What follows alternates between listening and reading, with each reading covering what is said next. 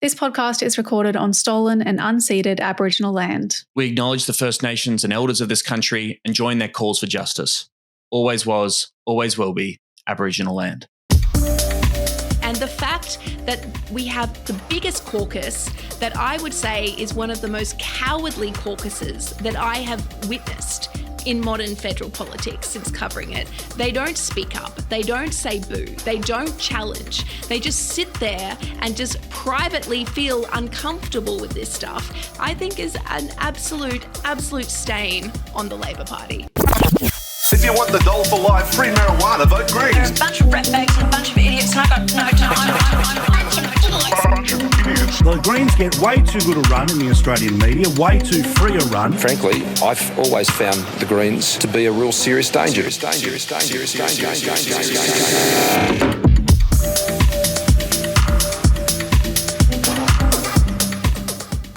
All right, it is Sunday, February the 8th, 2026, and welcome to Serious Danger, a podcast about green politics in Australia. This is not an official Greens Party podcast. It's produced by Michael the Griffin. Hello, thank you for listening to this, particularly if you're new to the show, because you listened to our interview last week with Gary Stevenson, the People's Economist, aka Gary's Economics. Hope you enjoyed that chat and hope you've stuck around for more insightful analysis. I'm Tom Ballard. This week's guest emerald is a returning champ, the chief political analyst for the Australia Institute, a contributor at the New Daily. You know her, you love her, Amy Remeikis. Welcome back. Thank you. Some of you love me. Some of you definitely do not love me, but I love you all equally wherever you fall on the Amy Remeikis love scale. Hey, I love everyone, man. We're all human beings, bro. Peace and love, it'll solve all the problems, I hear. Great to talk to you, to go through all the fucking news. There's too much news right now, Amy. There's too much insane news. I think last time you were on, wasn't there a big Epstein drop at that point too? I think there was. Yep, there was. And now there's another one where, Trump, I read somewhere quantified it that Donald Trump is mentioned more time in the Epstein files than Harry Potter is named in the entire Harry Potter series. So, we're no longer even talking about the Epstein files. We're talking about the Trump files featuring Jeffrey Epstein. And this man Jeffrey is Epstein was invited to the premiere of the Harry Potter play in London. It all fits together, all connected. Man. Everyone who had that conspiracy theory was right. They just had some of the wrong players. So, really great to be in the world right now. Really feeling quite happy with where we're all going, really comfortable with the fact that it is so big and so overwhelming that everyone's just kind of like, yeah, okay, cool. So that happened, moving on. Yeah. Oh, boy. Look, we're not going to touch Epstein. It's too big, and I'm sure people listening to the show Well, have Epstein's already touched enough, right? So... Good night, everyone. That's all we See have you time later. for. Enjoy the steak. I'm halfway through a parliament sitting, so I'm just all like, whatever. Everyone just gets 100% fucking Amy at the moment, and everyone can just deal with it. I love that. You're also getting ready to release your book. I think you mentioned this in passing last time you were on. Amy Remeikis, Where It All Went Wrong, the case against John Howard, out through Simon & Schuster, available for pre-order now. Tell us about this hot new book that everyone's going to be talking about. I don't know if everyone's going to be talking about it, but, if you've ever looked around in Australia and went, why the fuck is that happening? The answer is John Winston Howard, people. Yeah. John Winston Howard. He's either to blame or he turbocharged it or he just set it up. So I just figured it's the 30th anniversary coming up of the election of his government. So why not remind everyone of just how much of a fucker that man and his government actually were. And you know what? I will say this about John Howard. It's an objective analysis. You just call it balls and strikes. It's exceptionally objective. I think you're going to find it very difficult to find where I stand on John Howard and the Howard government. But I will say this for the man. He knew how to use power. And that is not something that we have seen in many politicians since. John Howard did not give a fuck about what he wanted to do. He just did it. And he changed the country in 11 years in a way that we're still talking about 3 decades later. So, if you're interested in how I trace back most of our woes in Australia to John Howard, give it a read. You can also borrow it from your library. You do not have to buy the book. My publicist wished I did not say that, but, you know, people have Only got nerds go to budgets, people library. have got bills, and you can't always afford to get a book in this economy. Ironically, yes, you might not be able to afford it because of inequality and our terrible economy, which is, of course, the fault of John Howard. So really, it all comes back to that little fella. We'll put a link in the show notes if you can afford to and want to order Where It All Went Wrong. When does it actually come out? What's the date? 24th of February. Hell yeah. All right, on this week's show, we're going to try and make sense of all the news. We're going to talk about the implosion of the right wing of Australian politics, what the coalition falling apart means, whether we should give a shit about it, the rise of our good friend Pauline Hanson. Amy's been writing a lot about that. And, of course, the big story that's going to dominate news this week, the visit of Israeli President Isaac Herzog. He's on tour. He's here for his unity and wellness and healing tour, everyone. Social cohesion, the redux. A bit of admin, of course, as always, we love our Danger Dogs. A new episode out just for Patreon subscribers. We finally finished Inside the Greens, Paddy Manning's History of the Party. Chapter 11, Part 3 is finally done. Pretty bleak ending. The final moments leading up to the 2019 election. Marriage equality, yay. But a whole bunch of rolling scandals involving allegations of sexual assault that were not handled very well within the party at all. Your Jeremy Buckingham scandal and Bob Brown being unhelpful, I would say. But a really interesting conversation. If you want to hear that and get the bonus content, you get a bonus episode every fortnight. Just become a patron at patreon.com/seriousdangerau. It is only $3 a month. If you can't do that, just give us a 5-star review on the podcast app that you're listening this to. We'd appreciate that. Big shout out to the Danger Dogs who came out to the Et Media live show. I was there in Canberra on Wednesday night. It was amazing with Jan Fran and Antoinette Lattouf and Senator Fatima Payman. Pretty amazing show. A lot of love in the room.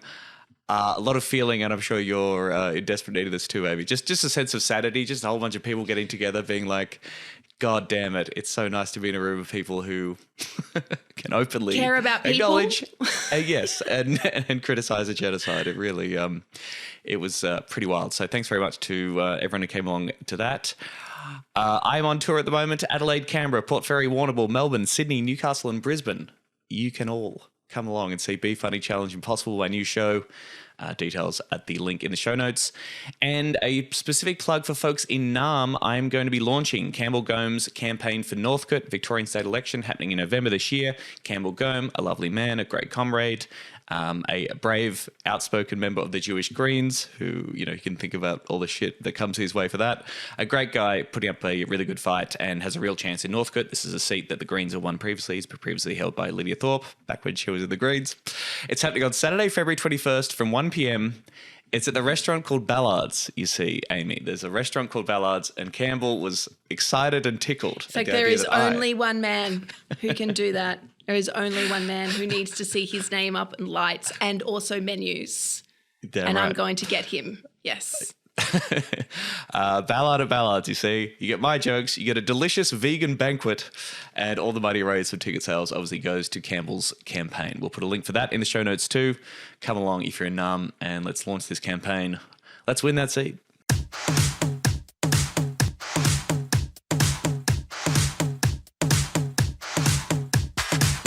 All right, before we get into the meat of it, what the fuck is going on at the ACT? Again, I was in Canberra, I had a lovely time, everything seemed to be going fine. But apparently the ACT Greens have been talking about kicking out the Labor government and forming a coalition government with the Liberals. Have you been following this, Amy? What the fuck is happening?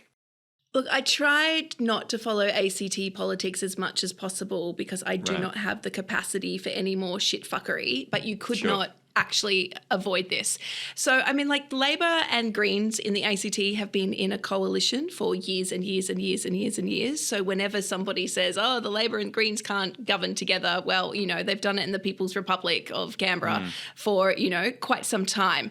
But there has been a feeling the last couple of elections, which, you know, they come up more frequently in territories than they do in the states, that Labor has gotten a bit complacent under Andrew Barr, the Chief Minister, that the Greens can't actually do anything that they want to do.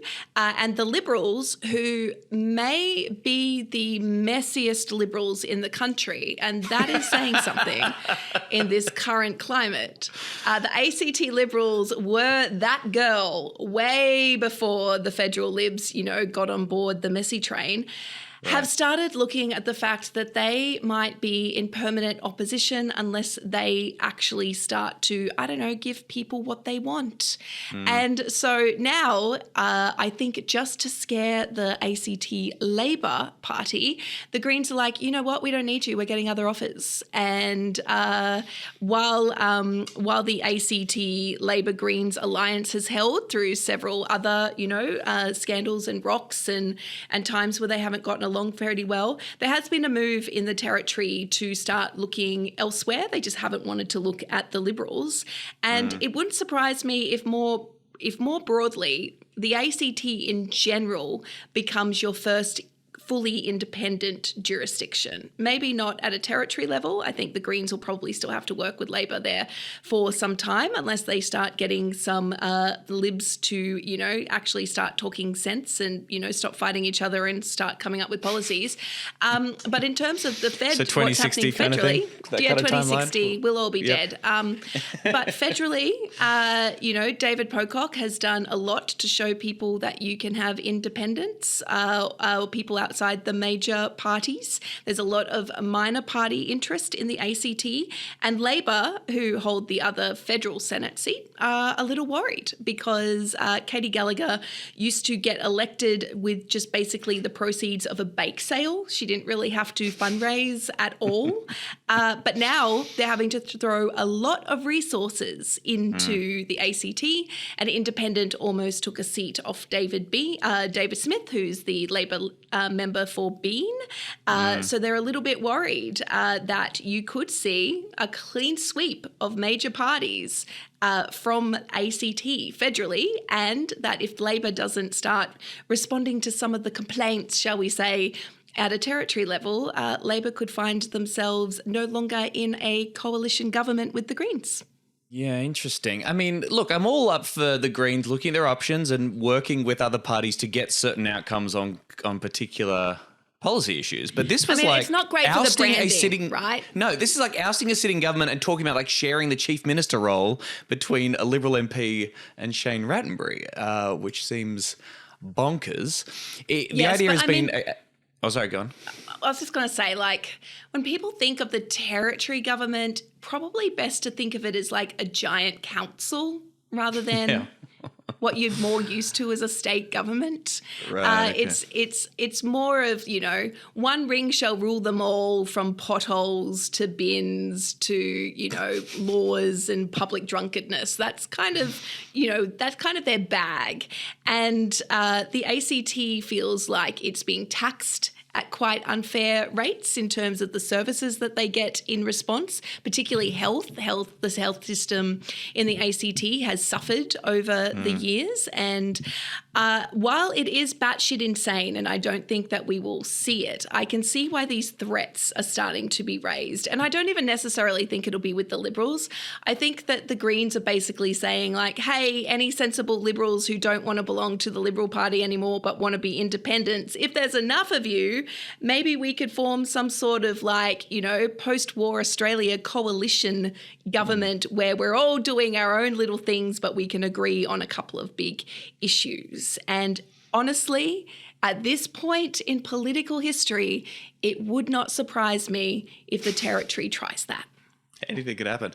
Is it fair to say the ACT Liberals, by the nature of the Liberals and the progressive nature of Canberra and that particular jurisdiction, the ACT Liberals are a more moderate, more left-wing version of the Liberal Party? Chaotic, yes, but at least there are just a bunch of batshit right-wing policies that you can't really get away with in the ACT Liberals, now that Zezelja's gone or whatever? You would think that, and I think that's been a big problem for the ACT Liberals, in that you do have, what people would term as moderate Liberals who have tried very, very hard to get the party to be the most moderate version of themselves, given given that, the public service is pretty important to a territory where one of the main industries is the public service, and running around saying we're going to sack the public service doesn't tend to win you a lot of votes from your constituency who then go to work in the public service. Yeah, that's weird. But so there's been, a lot of soul searching within the Libs in the ACT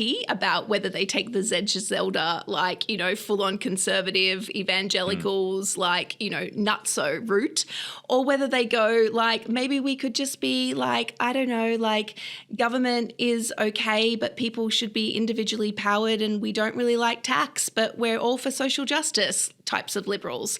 They haven't really worked that out themselves, which is part of the reason why they are constantly at war, and they're constantly throwing each other out of the party as well. It's a big old mess. But I think the fact that people are considering flirting with some of the more moderate liberals shows you perhaps how sick of the status quo people are in the territory.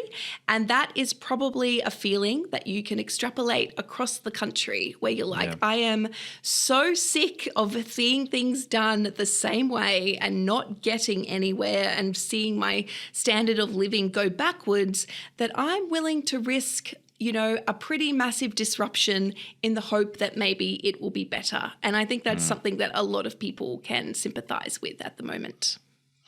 To that point, according to Canberra Times columnist Devon Bowles, the idea of a Greens-Liberal alliance was not about ideology, it was about Labor's poor performance in government, including concern about debt deficit and budget choices and fears about reaching for lazy options like tax hikes or blunt cuts, long-running machinery of government changes resulting in stalled delivery, the broader effect of a quarter century in power on public service dynamics.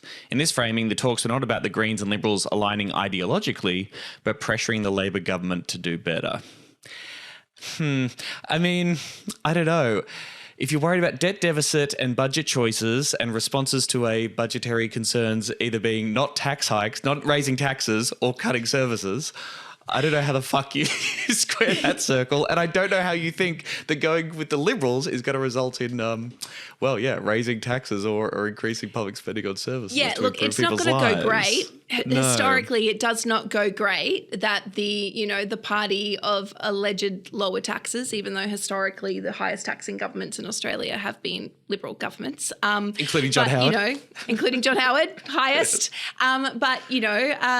That's taxing us as opposed to corporations and stuff. I mean, one of the territory's major issues is that it doesn't have a lot of money stream. You can blame the Federation for that. That hasn't been too crash hot for the territories or the states in terms of revenue raising. But it really does, I think, again, point to this inflection point that we are in history, which is what is Australia going to do to answer some of these really big questions? Because whenever we talk about tax, it tends to fall on the individuals, and individuals feel that they're quite highly taxed already, and that is completely understandable, especially when your wages are not keeping up with the cost of inflation and, the cost of living. But we are a low taxing nation. And that is because we do not tax corporations. We do not tax, the resource giants. We don't tax for the gas that's taken out of our ground or our ocean. We don't tax multinational companies that, basically get whatever they need from Australia, be that salmon or whatever, and then go sell it overseas, which is where they pay their tax because that's where they say that they make the profit. And Australia is a low tax nation in that respect. And I think that when you look at all of the competing budget problems everywhere, it's always where are we going to cut, rather than how are we going to raise more revenue that does not put more stress on the people who are already feel like struggling. Why don't we have a wealth tax? Why don't we actually start taxing fossil fuels if we're going to be using these until 2050 and beyond, despite what the science says? And then why don't we actually work out a proper funding plan for the states and territories so that they're not constantly having to squabble over whether they can keep a maternity unit open or not, and what that's going to mean for the road funding or whatnot. I mean, the way that this country works is that we set up partnership agreements that last for 4 years, if you're lucky, 10 years, if you've got a unicorn agreement. but you can't really plan beyond the life of that agreement. You can't change it if circumstances or population moves, or if, suddenly they decide that the NDIS isn't going to look after autistic kids anymore. So they're going to, funnel parents and students through state systems that aren't even set up yet and just say, oh, no, it's going to be fine. We'll give you the resources. But they arrange that before the resources come. It's impossible to plan for the future in Australia because of how we do the finances. And the territory tends, like the ACT and the Northern Territory, they tend to be the canaries in the coal mines for those funding problems because they don't have any other real way of raising revenue other than giving you parking tickets and putting a speed camera on every single corner and raising land taxes and all the rest of it, which then makes the population go, well, where is my health services? Because I feel like I'm paying out the ear for this and I'm not actually getting anything, in return. And then they go, oh, I don't know, maybe we could have a Greens Liberal coalition and that might fix it. It's ridiculous, but that is where we're at rather than it's just thinking, so crazy in my work. yeah, but rather than just thinking like, hey, maybe we need an actual proper sit down with the Federation and go, we need to work out how we actually fund this because no one that we care about seems to be going anywhere except backwards while we've got, this lovely 10% up here that are just getting away with murder. It's absolutely ridiculous. And yet another reason of why we are where we are. Yes. Well, relax, Territorians, this is not happening. We did find out this week as well. An update. Mr. Rattenbury told ABC Radio that at a meeting of ACT Greens members, the majority in the room expressed great concern about this proposal.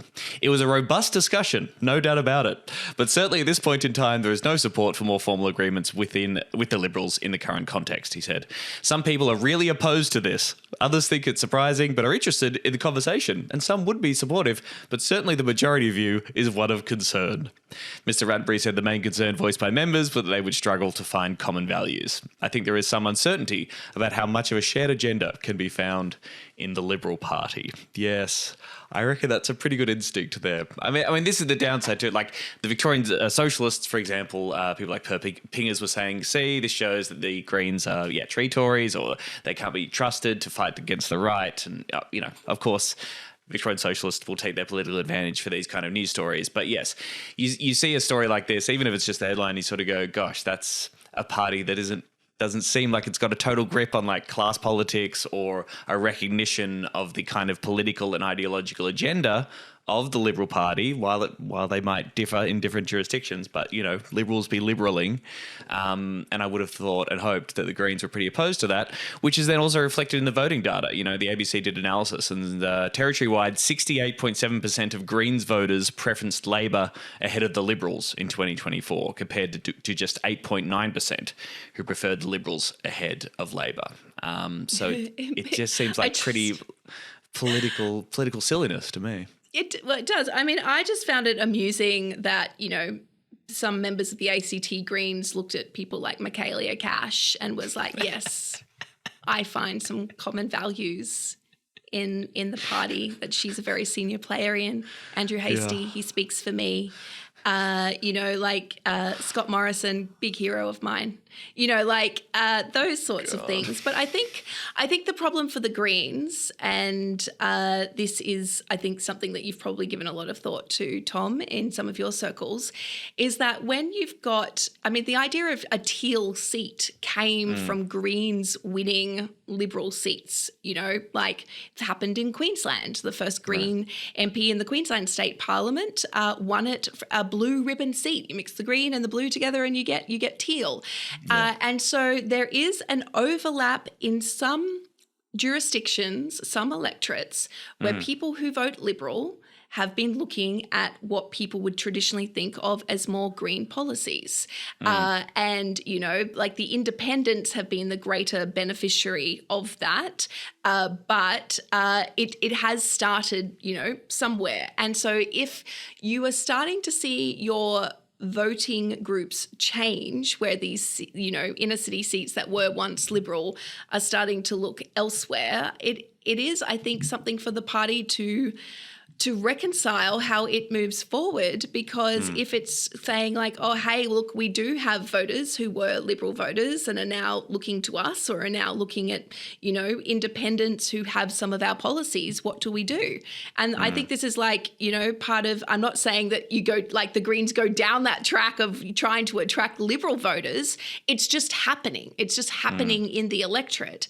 And so how does the Greens political party reconcile that with what Greens members want and some of what the Greens platform is? And I mean, this is one of the things that Labor often feels like a lot of reassurance in, because they're like, oh, well, they can't work out how to reconcile that. Right. They can't work out how to appeal to the inner city voters who might go Liberal, but who are also kind of looking Labor, also kind of looking Greens. So they're going to come to us. That's kind of how Labor views it, which again is like, Australia has a pretty messed up idea of what is left and right. I think that, we can probably all agree on that. If you think that this particular Labor Party is left, well, I mean, okay, there's a few books in history I'd probably direct you towards. But this is like, how do the Greens in this current electoral climate get a foothold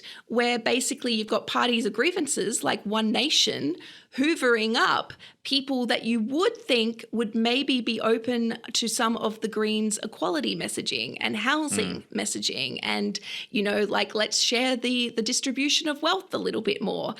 That's not going to the Greens right now. It's going to One Nation. And I do think that's a really interesting question for, the Greens at large, is what do they do in this particular moment? Just an existential question for you all there. Yeah, thanks. South Australia needs a genuine alternative. The major parties are letting you down. If you really want to live happily and safely, then you need an alternative to the major parties. And One Nation is the only alternative. Well, that flows beautifully into the next part of our conversation, which, yes, let's take this conversation to the federal level and look at the implosion of the Liberal Party on a federal level. Speaking of just great, of coalitions going really well that we can all enjoy. We are recording this on Friday morning. Who knows what the fuck will happen between now and this being released on Sunday. The coalition will probably get back together and then split again in that time. The coalition is split. It's been split for 2 weeks. There are counter offers flying around about how to patch back the coalition, bring the Nationals and the Liberals together. Both Susan Lee and David Littleproud survived. Sort of pretty pathetic, but at least, something like leadership challenges coming their way. They hang on to the leadership for now, though a lot of people think they're both living on borrowed time. The Libs say they are prepared to go it alone and could announce a Liberals-only shadow cabinet on the front bench. We're still waiting to see what that's happened. They've extended the deadline a little bit, still waiting to hear it back from the Nationals at the time of recording. At this point, the crossbench is now as big as the Liberals in the lower house, which is quite funny. You've been writing a lot about this sort of clusterfuck of what it all means, and we will come to the One Nation of it all. But I suppose my first question is, like, should we give a shit about any of this? Should we really care about the current pain that the federal Liberal Party is going through and the failure of the coalition to get that shit together? No one should dedicate any time to caring about this. It has zero impact on the Australian political ecosystem.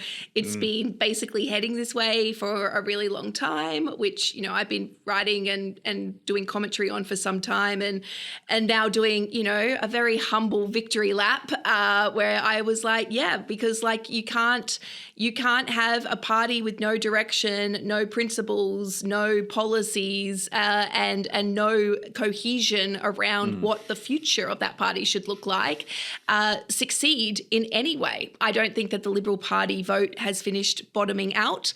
I think that they're on track to lose even more seats, not only just to One Nation, also Labor. Labor have already identified 4 seats that they're looking at taking off the Liberals, and that's probably where I think people should care about it, is not so much the end of the modern Liberal Party, because there's always going to be something that emerges in centre-right politics. That's just kind of how these ecosystems work. If it's not the Liberal Party, it's going to be something else. But in Labor, in trying to find electoral advantage in what's going on, they're going to just start shifting a little bit further to the right as well. And the Overton window has already shifted quite markedly over the last 30 years, definitely over the last 10 years or so. So now you've got Labor eyeing off Liberal outer suburban seats like Latrobe and Longman, where, you start making policies to appeal to those seats. And that means that hang on. So if the coalition's got their shit together, if they have strong opposition, then that pushes Labor to the right, of course, because they can't be too left because they've got this strong opposition. And if the coalition is in chaos, they still move to the right in order to try and win some of these seats they couldn't previously win because the coalition's such a shit show. Yeah, welcome to neoliberalism, right? Like that's neoliberalism pretty much in a nutshell. Everyone shifts to the right because the left, and whatever is left of the fucking centre can never have the answers. And that is because, we have a media system that is very geared towards whatever they think is sensible policies, and sensible policies are whatever they decide they are at that particular time. And I've copped a little bit of flack for this, but we're seeing the normalisation of why multiculturalism is bad and why immigration is bad, which is helping to lead, people even more to party of grievances like One Nation. But that is the danger, at the moment. It's not whatever the coalition does, because this is a generational shock for them that they're not going to recover from in the next couple of years. They're not getting their shit together in the next couple of years, if at all. I will be shocked if the Liberal Party still exists at the end of the decade. But what is the issue for Australians who are hoping for some sort of shift in their politics because of this is that you just see Labor suck up that space and just be like, okay, we're a centre-right party that's still going to pretend to be centre-left, that the sensible place for governing is just in wherever the centre is, and that keeps getting shifted to the right, and then just right of that centre, that little sweet John Howard spot, as a lot of people liked to call it. And that is kind of, what happens. And not to crap on about John Howard because, who wants to do that? But I think you can look at some of the successes of how he used his power in that you still have politicians and leaders who craft policy for John Howard's Australia. And they start thinking about how would John Howard criticise this, and the media responds that way. And so even though the Liberals are comprehensively blowing themselves up and will they, won't they, who gives a fuck who gets a rose at this ceremony, it doesn't actually matter. But we have Labor that have just floated a tiny bit of a change to the capital gains tax discount, which the union movement, is supportive of. It's one of the 3 priorities of the ACTU for this term of parliament. And already we are seeing this campaign being all like, oh my God, no, you can't give people who are gambling on the housing market any less of a tax discount for the profits that they will make gambling on the housing market. That is awful and will tear down Australia, and so Labor wobbles on that stuff. You saw Labor wanting to do a tiny little modest reform to superannuation balances for people who had more than $3 million in their super account, that they would just get a little bit less of a tax break on the earnings of over that $3 million. And everyone was like, no, this will bring down the entire financial system. We can't do it. And so Labor, doesn't do it. But what we do see is cuts, in the growth of NDIS. We see cuts to health growth funding. We see cuts to education growth funding. We see, things like Writers Victoria, not getting funding there. We see, the arts come under attack. We see Indigenous bodies and the legal centres that support single mothers and people escaping domestic violence have to basically beg and plead and crowdfund to be able to do their job, because we have a government that is still so focused on making sure that everyone who holds power in this country remains relaxed and comfortable. Yes. So it doesn't matter what the coalition does, because they've comprehensively won that argument and destroyed themselves in the process.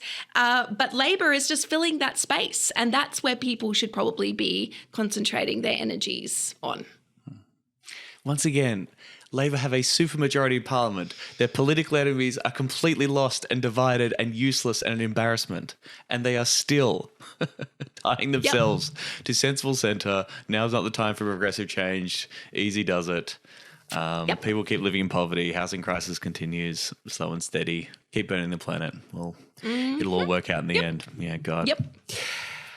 All right, let's talk about the rise of One Nation. Of course, it is like the dominating story of Australian politics right now in this very scary moment, I suppose. From Blood's Tracker this week, so this is from Thursday, and this is 2028 national voting intention.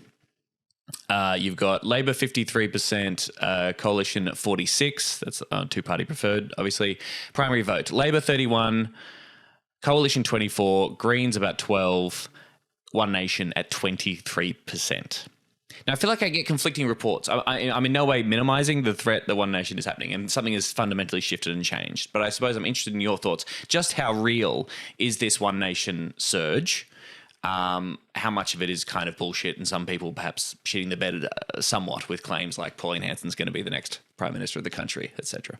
Well, I mean, first off, Pauline Hanson is not going to be the next Prime Minister of the country. Even with Pauline Hanson saying that she'd be open to a coalition with whatever is left of the coalition, which got a lot of the news hounds running. John Howard used to say that, politics is governed by the iron laws of arithmetic, and on the numbers, the coalition do not have enough seats to win government, and Pauline Hanson's, rise is coming at the expense of the Liberal and National parties. That is not enough to win government. So if anyone can tell me where either One Nation, the Liberals and the Nationals find 18 additional seats in Australia that will vote for them at, in 2 years' time, 18, then no, we are not going to see a One Nation, Liberal, National, I heard it described as a thruple, a thrupolition, whatever poly arrangement that they get into there. We're not going to see Pauline Hanson as Prime Minister. Whether or not everyone should take it seriously, yeah, you should take it seriously, because there is a shift, Tom. I think anyone walking outside or going to protests or seeing the counter protests or opening up their social media can see that there is an absolute shift. The polling numbers are a little bit all over the place, and there's been some conjecture about how these polls have come together, whether or not some polls are based on how people voted in Hunter, which is the seat in Australia where One Nation, probably came the closest to winning. They were still a fair way off, but like One Nation had a very big chance in the Hunter, and the way that National and Labor voters there went, that split is part of the reason why people are going, oh, this could be very, very bad. It's worse for the Nationals. So if you look at the seat of Maranoa, which David Littleproud, the Nationals leader, the current Nationals leader, holds, he won that with about 53% of first preferences. One Nation came second. They often come second in Maranoa. They had a 18% first preference, I think, in 2016. It was about 12 at the last election.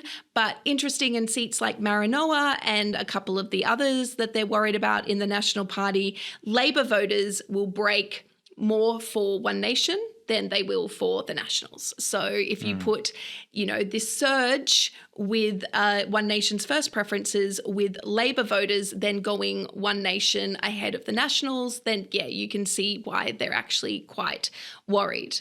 Whether it holds for 2 years again is also something that I think that, is up for question. Although in Queensland in 1998, they won 11 seats, and it doesn't particularly matter that they very quickly fell apart afterwards. They managed to destabilise, that particular period in Queensland history. But One Nation also manages to destabilise social harmony, how people think about each other, how people consider these debates, and she gets a lot of airtime. Barnaby and Hanson, combined, get a lot of airtime, and they're able to lead these debates almost unchecked. So while they've done, One Nation has held, I think they got about 6% of the first preferences at the last election. So that's about 1 million people across Australia putting One Nation first. The polls would suggest that that would now be 3.5 million people in Australia putting One Nation first, which I don't necessarily think is particularly feasible in terms of those numbers right now. But, there's a lot going on. I do think, however, that they have tapped into what we've seen in the United Kingdom with Nigel Farage and what we've seen in the United States with Donald Trump, which is that people are so sick of the status quo and so sick of being told to wait and so sick of being told that, if they just keep doing whatever their government of the day says you should be doing, things will get better. And people are just willing to take a gamble on breaking that system. And that disruption can be good. You get a Mandani. You can also get a Trump. And a lot of people, if you get a Trump, will suffer. The other thing with One Nation too is that the funding deal that Labor and the Libs stitched up in the last parliament means that One Nation is going to get a lot of public funding at the next election. They will also have a unfair advantage in seats where they're running, because they're running in every seat, they say. They also run Senate candidates. So they're going to have more spending power under these new rules than an independent who perhaps might have carved some of that One Nation vote as they became more known, or another minor party. Then they're not going to have as much spending power as One Nation, because if you don't run in the Senate as an independent, so you can't plaster, your area with your branding, whereas One Nation can, and just call it a Senate campaign. It's a pretty unfair playing field that those electoral changes have set up. And speaking to people within Labor, and particularly the Liberals, there's a little bit of regret that, oh no, who would have thought that the voting landscape could have changed so much in the time that we made this deal to shore up our own dominance of this system, which means that, One Nation are going to kind of be laughing, and that is going to impact the vote, whether it's to the extent that we're talking about right now. Don't know. One Nation also don't have any policies, because they never actually have to have answers. They just have to tell people that they're allowed to be angry. And anytime you try to go, well, okay, well, how does the labor force work if you're shutting down all migration? They just, call me a little elitist lefty and tell me to go back to sipping my Chardonnay. And you just kind of think, well, okay, I'm not sure how to communicate to people that they don't actually have the answers, but that doesn't matter in this period that we're in. People are angry, people are suffering, people have not got answers anywhere else. So they're just like, why not go with the people who tell us that we have a right to be angry, because that feels true to me. Having policies is very woke. Very woke. Yeah, it is. We don't have policies in 2026. Like, who needs to have policies or answers? Okay, so the threat is real and they're rising.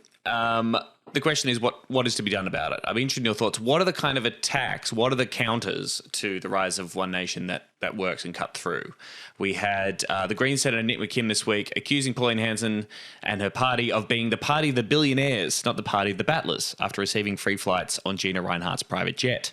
Guardian Australia revealed on Tuesday that Hanson flew on Rinehart's private jet on a flight from Melbourne to Sydney in October last year, but had not declared the gift. And this is the thing, right? We know that Pauline flew to fucking Mar-a-Lago, hanging out with Trump, hanging out with Gina Rinehart. My instinct would be like, yeah, people hate billionaires, expose them as the frauds they are. They're not really interested in, they claim to be parties of the battlers, but they're really palling around with the richest alleged pedophiles in the world, or certainly in those files. But then another part of my brain says, well, that didn't work. That didn't work with Trump. It often seems like that's not mud that particularly sticks with people. And for whatever reason, Pauline has been able to sell herself and represent herself as someone who does care about ordinary mainstream Australians and Aussie battlers, even though that's a blatant lie. I don't know. Do we just have to do it more? Is that what's going to work and cut through? No, I don't think it's going to work at all because, I don't think that people who are attracted to Pauline Hanson give a flying fuck that she's flying around with billionaires.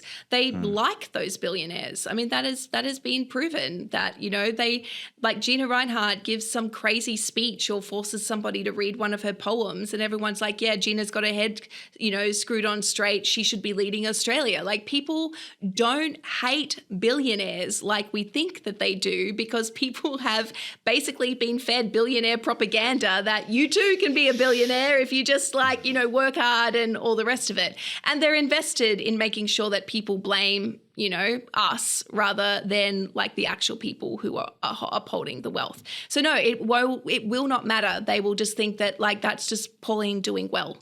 Because Pauline talks like, yeah, she's doing well. She's still running a fish and chip shop. Now she's hanging out with a billionaire. Look at her, good on her. And do not underestimate that. Like, most of my family votes One Nation, and my family will and I have a lot of friends from high school who have, I grew up on the Gold Coast, so it's a very conservative area already. A lot of friends from high school are re-flirting with One Nation, having done it, previously in 2016 or whatever. And they will all say the same thing. Good on her. She's talking to the people. And do they who know like how her to more run a because people business. like us hate her as well? The woke lefties, because we hate them so much and talk about and make jokes about them all the time that they think, oh, well, I hate those people, so the enemy is my friend kind of vibe? Yeah, of course. And we sound like fucking snobs whenever we talk about it. And we sound like, we're these major intellectual elite that if people just, as I said before, just read a book, that maybe they would understand more. Whereas Pauline Hanson, she sounds That book is What Went Wrong by Amy Remeikis. But, Pauline Hanson sounds, if not like them, like people that they know and that they love, and she uses language because that is her language. That's how she speaks, that they understand. And I was at a Brisbane airport recently, and Hanson was there, and she was mobbed by supporters of just people walking past and just going, yeah, Hanson, Pauline, love you, stick it to them. And that is what people see. They're not seeing her flying around with billionaires as being a bad thing. And Australia is not as Trump-pilled, as MAGA, right? We saw that in the last election, that Australia just basically went, ooh, that doesn't sound too great for me. But Pauline Hanson's been pretty smart in not publicly supporting Donald Trump as much as she did, in whenever it was that her and Malcolm Roberts were having champagne when he was first elected, in 2016. She might go to Mar-a-Lago, but she's not walking around saying just like Donald Trump anymore. She's just saying that Australians are sick of, and she's right. Australians are sick of not being able to afford houses. They are sick of working so hard and not getting ahead. They are sick of basically being lectured to, by people like us. I understand that. The issue is much like what we've seen in the United States, is that if you don't have the answers, things just get worse and they get more culty, and it becomes about the cult of personality, and that can only get you so far. So no, Pauline Hanson's not going to be Prime Minister, but she is going to have a giant influence on our debates, and she is going to, as she has for the last 30 years, convince our politicians to go whatever is the easiest populist route to try and calm down some of that, anger in the community, rather than having hard conversations where they just fix things. Don't have a Housing Australia Future Fund, build some fucking houses and give it to people who can't afford houses. You're about to flog off a whole heap of defence land. I don't know. You've got the capability to build houses because you do it for the Defence Force. We're about to build a whole bunch of fucking houses for all of the Americans who are coming here to do AUKUS. Maybe we could build some houses for people who can't afford houses in Australia right now with the land that we own already. Like, there are ways to do this. Maybe the government could actually say, okay, like, we are going to tax these people. And Pauline Hanson's been in favor of a gas reservation in the past. I mean, Pauline Hanson, when you look at whatever policies she's pretending to believe in at that particular time, a lot of them are your old school, like, you know, like country Labor kind of policies of nationalizing the banks and, you know, basically all of these tax breaks for farmers and support for, you know, like businesses and more equality and gas reservations, like, you know, Australia first, all of that, you know, stuff that we're supposed to care about in terms of how it benefits people using their own resources. That's in the mix there. But you don't see Labor going, okay, look, Pauline Hanson has said this, you know, one good thing from an old school policy, and we're going to say, well, even Hanson wants us to do this, so we're going to tax gas 25%. We're going to do a proper gas reservation so your energy prices aren't skyrocketing. We're going to start buying back services so that you can still get a fucking ATM in the bush. We're going to actually fix the internet. We're going to ensure that, like, people, no matter where they live, can have communication access to other people no matter where they live. They don't do that. They just keep saying, oh no, social cohesion is very important to us, and these are very divisive policies, and we're going to make sure that Australians, you know, realise that as we continue to do absolutely nothing and people get angrier and angrier and angrier. It's it does my head in.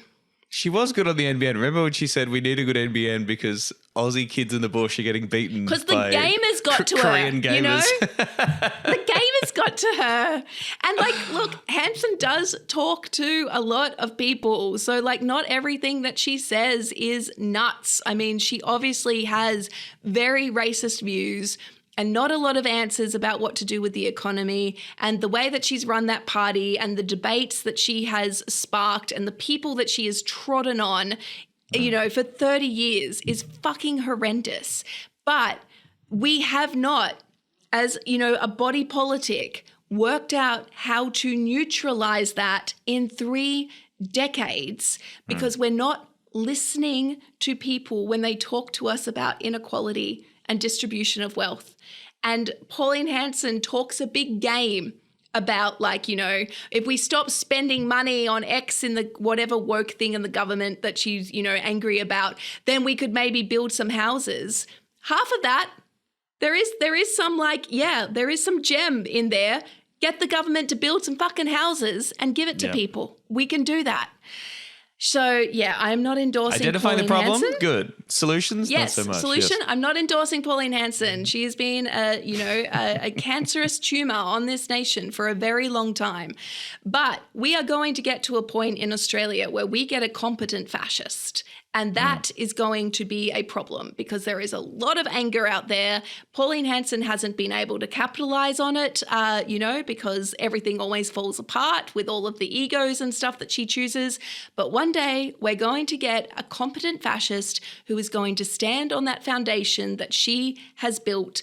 And then that's when Australia is in a lot of trouble. Well, to that point, we had a piece from our old friend Max Chandler-Mather on Deep Cut News this week. The Greens must pivot to meet the One Nation challenge. As the One Nation vote surges, conventional discourse is focused on the implosion of the Liberal Party and the split in the coalition. But the mainstream chatter is missing a far deeper, more fundamental hollowing out of Australia's political system, and it should be a wake-up call for the Greens. This hollowing out, defined by declining membership of civil society organisations like trade unions, underpins the growing distrust and hostility toward establishment politics, creating fertile ground for parties like One Nation. It's a great piece. I really recommend people who listen to this show to check it out. A really interesting read. Max sort of charts, again, this secular decline in civil organisations, yes, like trade unions, churches, and the declining vote of the two major parties, the way that's just on a constant descent.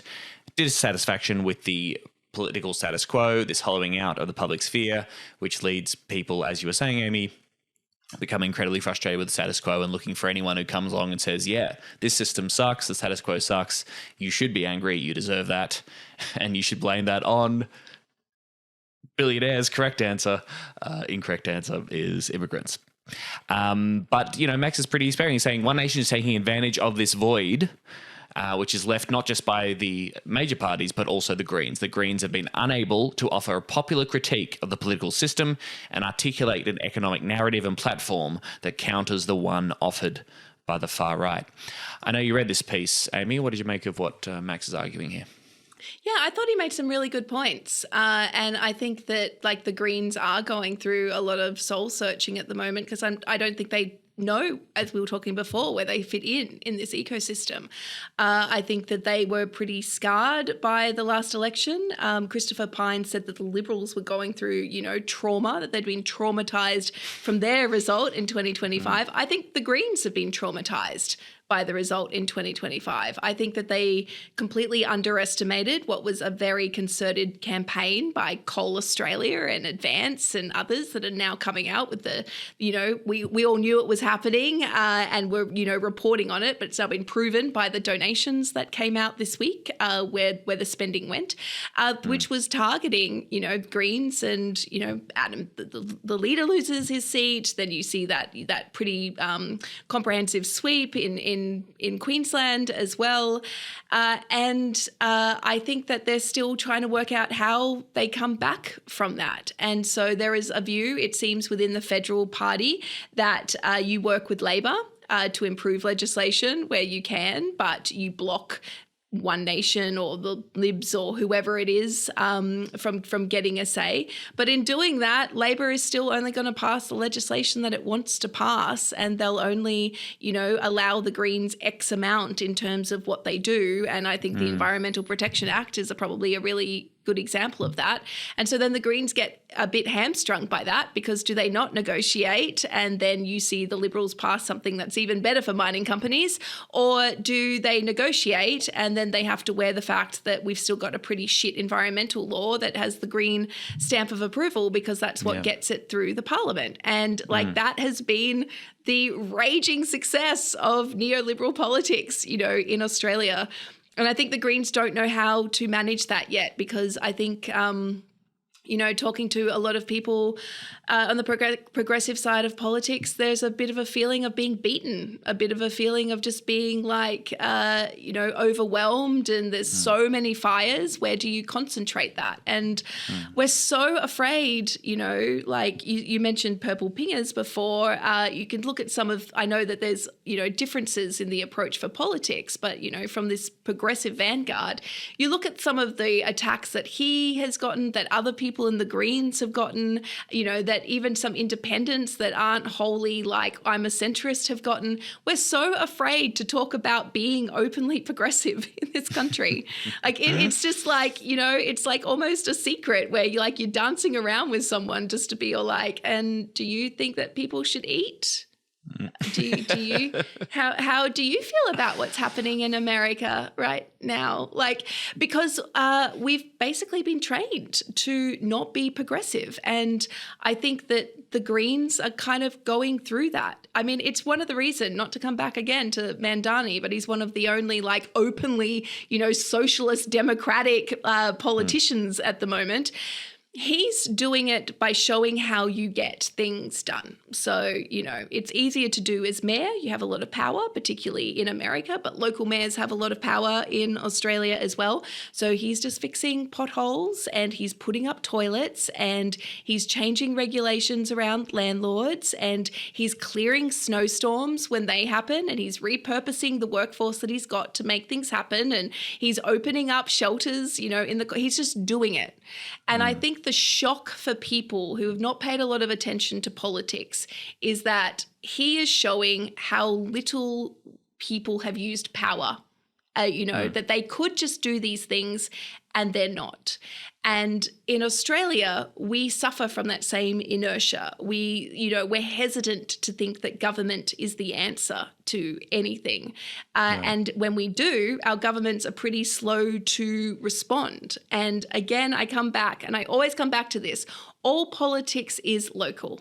So if you can solve the local problems, and that's why people should be involved in their local councils, if you can solve local problems, then you can start looking at how you do those outer rings and those outer rings and those outer rings. Whereas we tend to try to think if we just solve the top problem, then maybe we can get back and, finally fill in that pothole, in 20 years' time.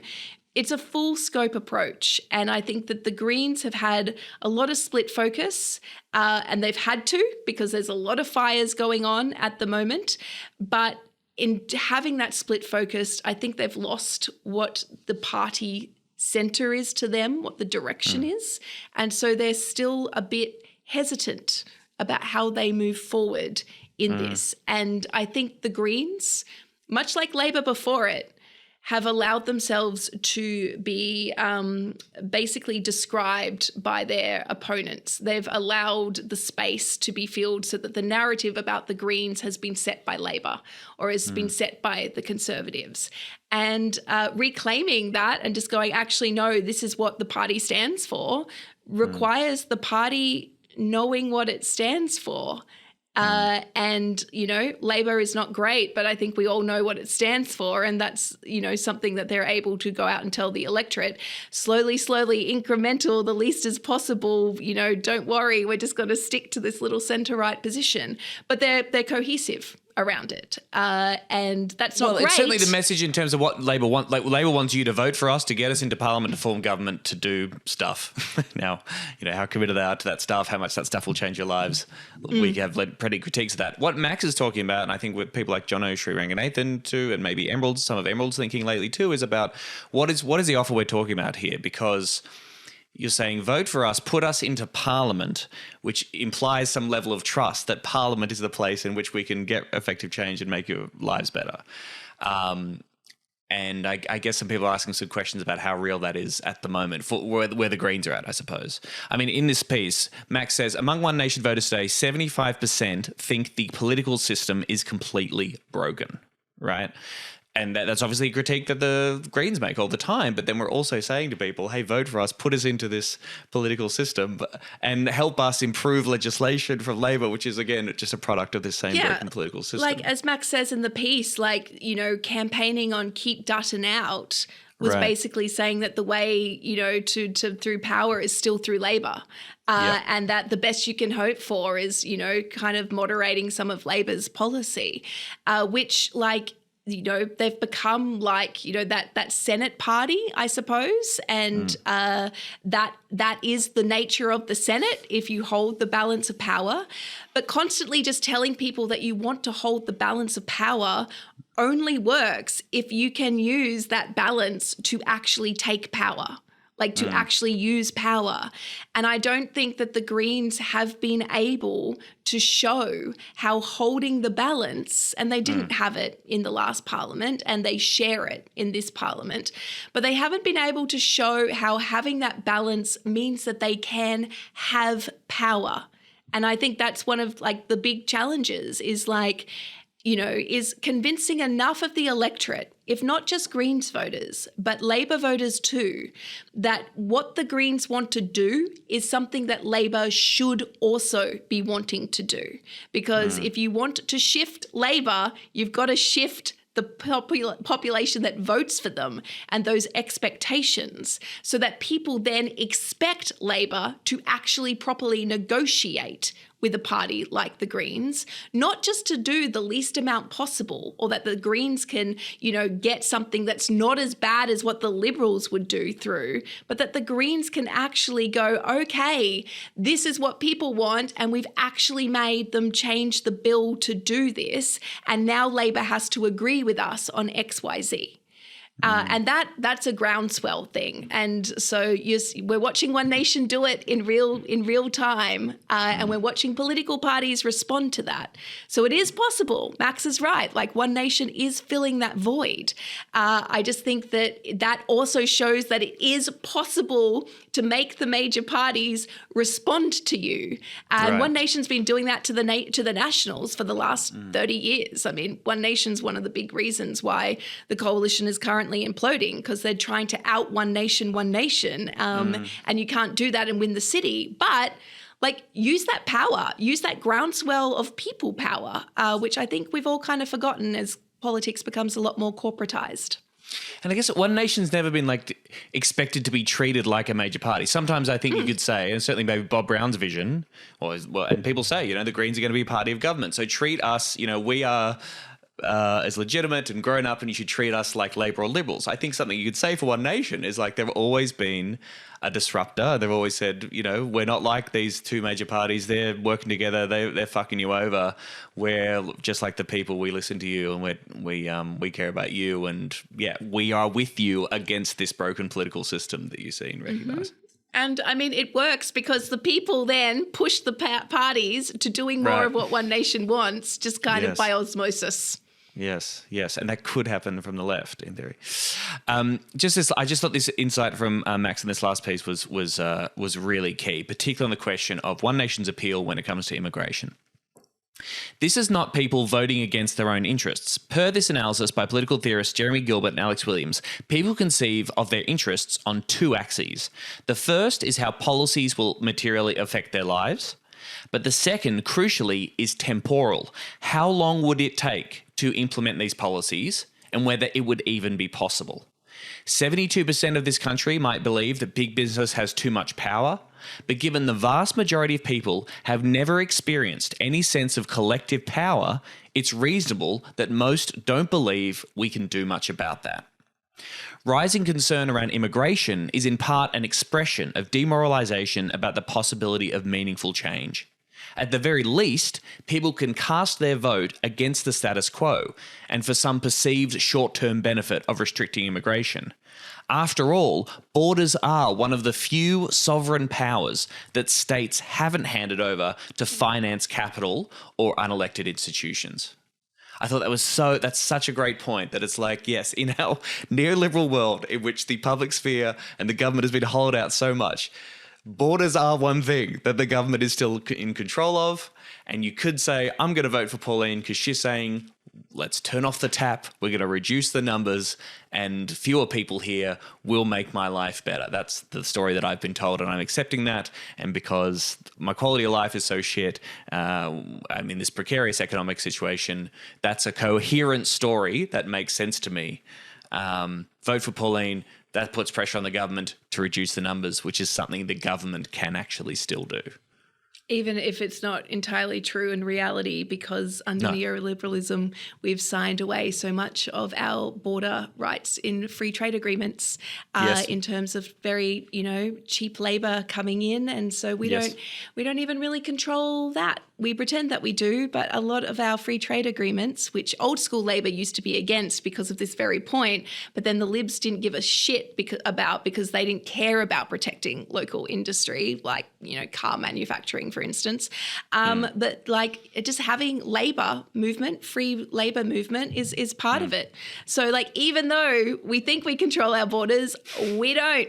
Because it would require going back and rewriting a whole bunch of free trade agreements that we probably shouldn't have signed in the first place. Yes. All the same, you say, technically the government could raise taxes on certain industries. The reality is that they will face a massive, well-funded assault. That's not saying they shouldn't do this, but I'm just saying political forces by the powers of capital still absolutely define and restrict the things that states can and can't do. But yes, technically they still have those levers. Yeah, but again, I really recommend people checking out that piece from Max. It's well worth a read. Under the Diplomatic Relations Act, no diplomatic agent may be detained or arrested once his identity has been established. And we do have a serious diplomatic situation here, which I will be taking up with your State Department first thing in the morning. Well, you got me quaking in my boots, but I'm still going to bring you down. My dear officer, you could not even give me a parking ticket. All right, we've gone long, but very briefly, speak about immigration and people coming into this country.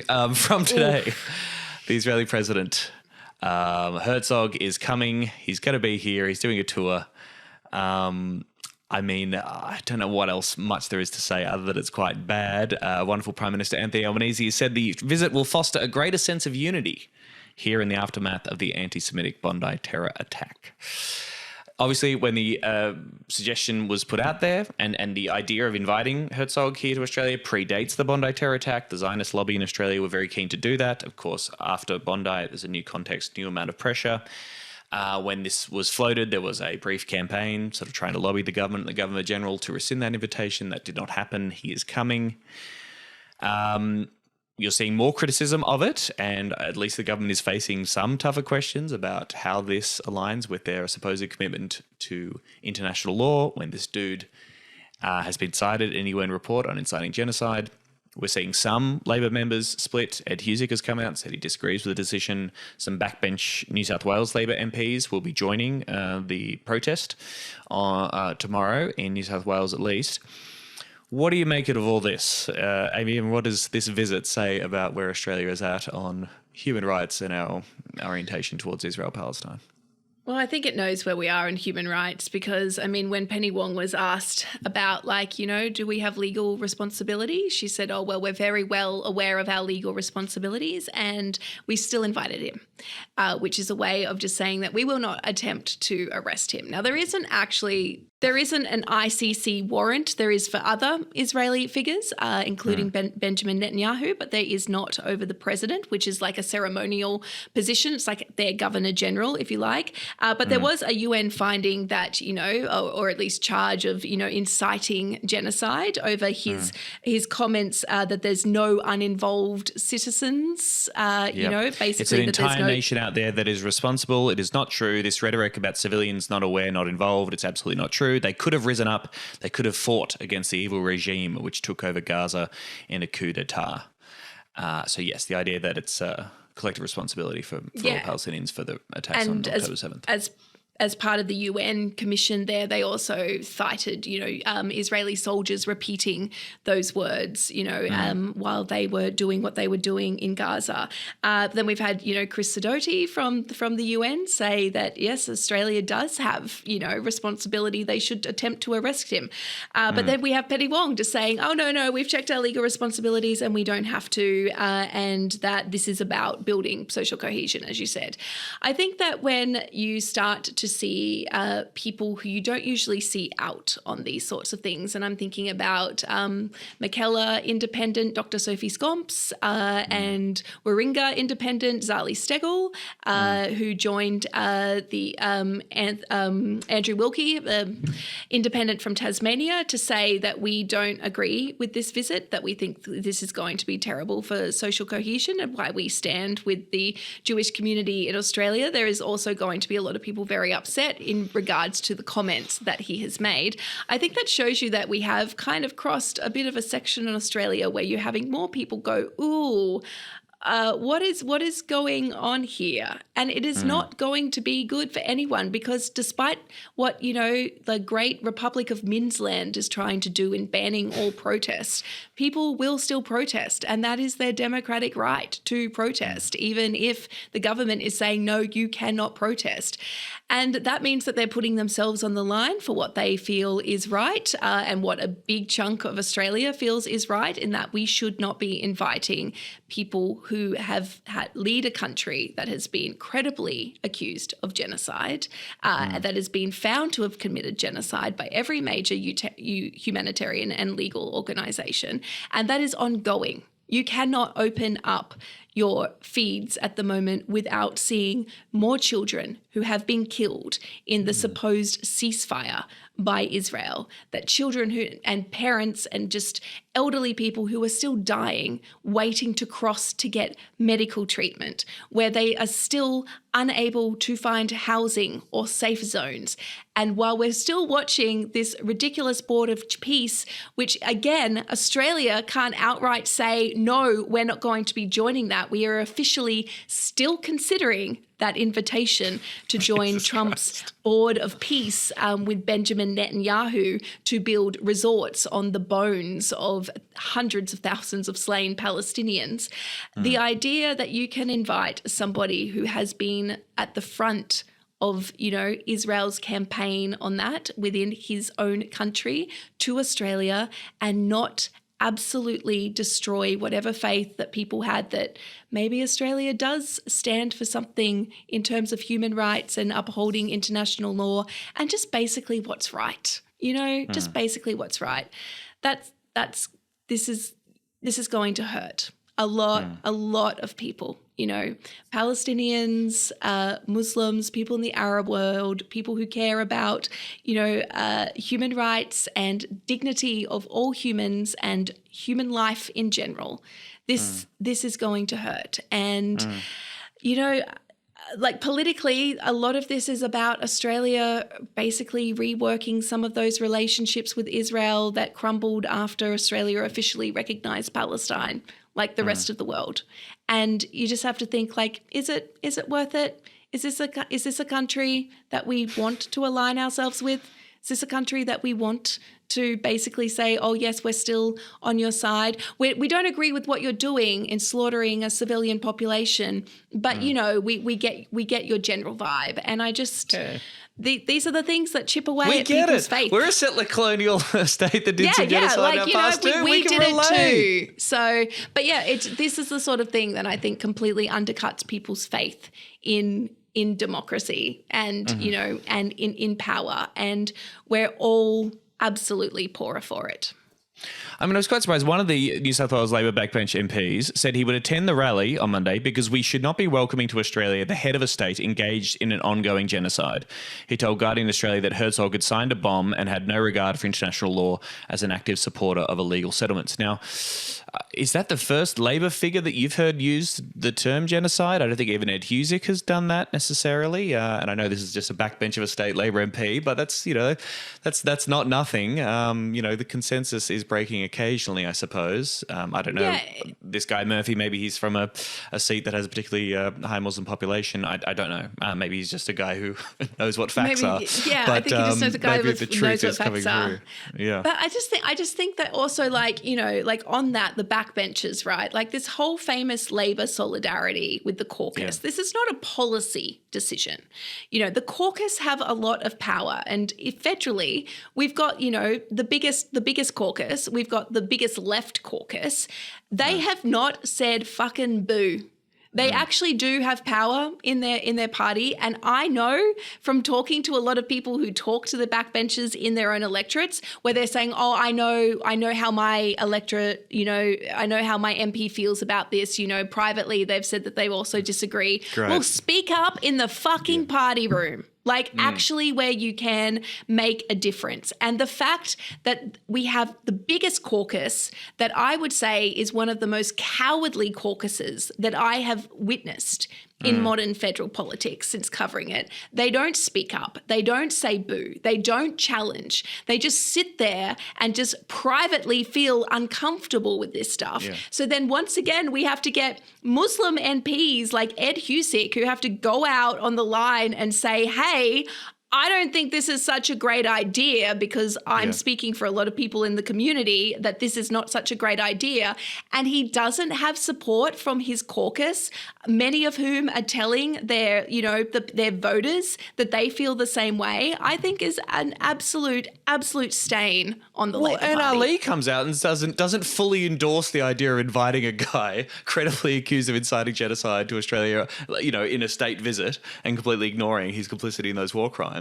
And gets dragged over hot coals, then has to, be put out a statement clarifying that, oh no, it's actually great and it's fantastic. It's it's disgusting. And yes, I'm sorry, Labor MPs, this is worth losing your job over. This is worth resigning from the party from. This is complicity in a genocide, for fuck's sake. And if that's not your red line, I've said it many times on the show, I don't know what is. I don't know why you got involved in politics or what you think about people and how you can't read this as your complete unfeeling attitude towards the killing of 20,000 children, at least, for fuck's sake. Yep. I mean, if this isn't worth taking a stand on, what the fuck is? And let's go back to, maths. There are more of you on the backbench than there are in the cabinet. There are more than you. You can be vocal about this because you're not all going to win your seats at the next election. So maybe make these 3 or so years that you spend in Parliament actually mean something. Uphold the Labor platform because we know that your branches are telling you to do this. We know because they have to go followed through the sideways to say, hey,